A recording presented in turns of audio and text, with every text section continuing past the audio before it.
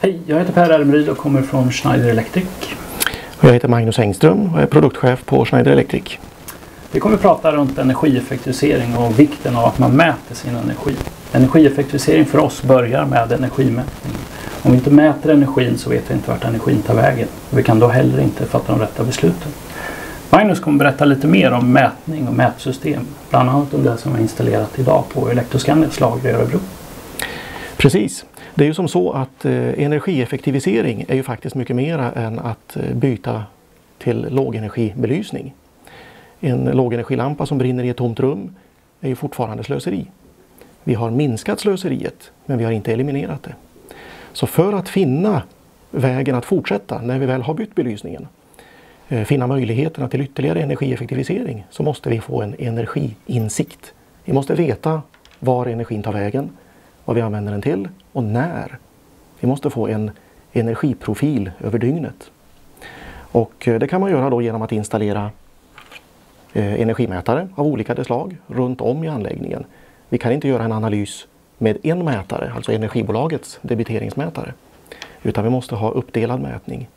Och det har exempelvis då Elektroscandia gjort.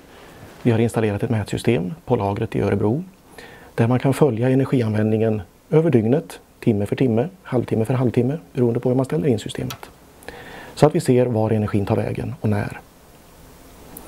Det här gör sedan att man har möjlighet att analysera och upptäcka de energibovar som eventuellt finns. Att ventilationen går dygnet runt när det inte behövs. Att belysningen brinner i onödan. Att kyla och värme går samtidigt. Allt sånt får vi hjälp av med den här typen av energiövervakningssystem. Energiövervakningssystemet behöver heller inte vara slutet på det sättet. I det här fallet sitter vi nu i Rotebro och tittar in i Örebro och ser energimätning där. Vi brukar enkelt säga att man kan spara mellan 5-10% av energin genom att bara mäta den och rätta till felaktigheter. Precis. Jag har ett väldigt bra exempel på det. Vi har en fabrik i Danmark där man installerar ett mätsystem för att ha koll på sin energianvändning. Och man fann där att kompressorerna för tryckluften går dygnet runt, nätter, helger. Och man hade inte funderat så mycket på det för att eftersom man inte använde tryckluften så trodde man inte heller att den förbrukade speciellt mycket. Nu visade det sig att de här kompressorerna drog 30-40 kW dygnet runt. Så man installerade ett tidrelä för att stänga av kompressorerna på kvällar och helger. En väldigt liten investering med en återbetalningstid på mellan 1-2 dygn. Velkommen til Schneider Electrics fabrik i Ringsted. Vi har gerne vil reducere vores energiforbrug ved at prøve at tage vores egen medicin. Og det rent faktisk lykkedes os at reducere vores energiforbrug med ca. 8%. Hvordan er det ikke vil lade sig gøre? Prøv en gang at følge med rundt, så skal jeg vise jer noget.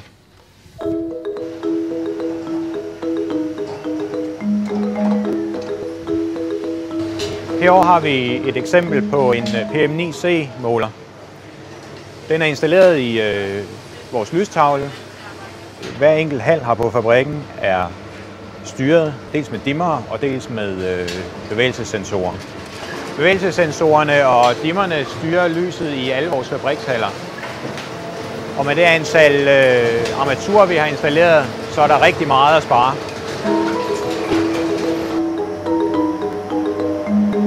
Herinde der har vi vores kompressoranlæg, som producerer trykluft til hele fabrikken.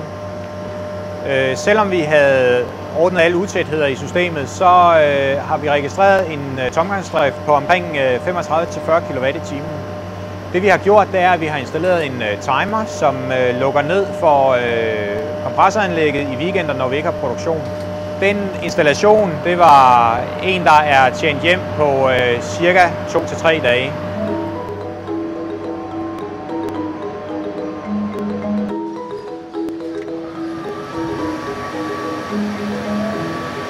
Herinde der har vi vores råvaretøranlæg, som tørrer alt plastgranulat, inden det kommer ud i vores sprøjtstykkemaskiner.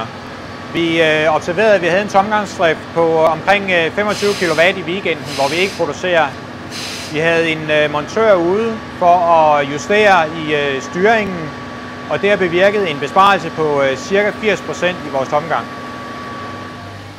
Data fra målerne de bliver samlet op i softwaren, sådan så jeg online kan følge vores forbrug. Her der kan vi se det eksempel omkring vores tørreanlæg, hvor vores tomgangsdrift den er gået fra omkring 25 kW og så ned til ca. 3 kW efter vi har indført ændringen.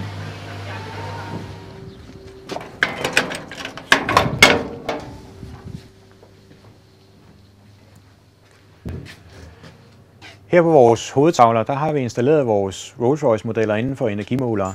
De er meget avancerede og har en masse faciliteter. De virker blandt andet som gateway, som dataknudepunkt for behandlingen af vores energiregistreringer.